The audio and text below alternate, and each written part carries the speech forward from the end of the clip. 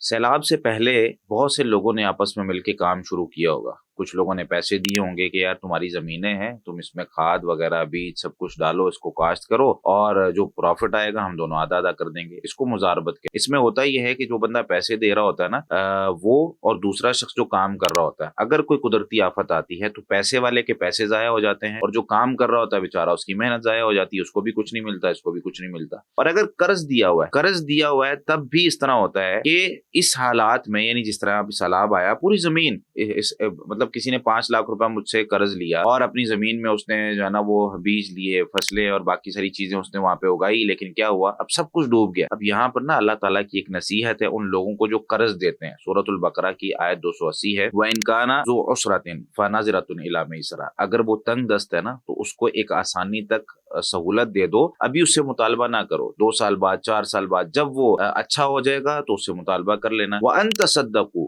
خَيْرٌ لَكُمْ. اور بہترین صورت یہ ہے کہ تم معاف کر دو، یہ تمہارے لیے بہترین ہے. ان کنتم تعلمون، اگر تم جانتے ہو. تو یہاں میرے بھائی اس وقت جو ہمارے وہ لوگ جن کو ہم نے قرض دیا تھا، اگر وہ خود قرضے میں ڈوب گئے ہیں، ان کے گھر ڈوب گئے ہیں، ان کی زمینیں ڈوب گئی ہیں، سب کچھ ڈوب گئے ہیں، تو انہیں بالکل تنگ نہیں کرنا، ان سے بالکل کوئی چیز کا مطالبہ نہیں کرنا. اللہ تعالیٰ آسانی فرمائے.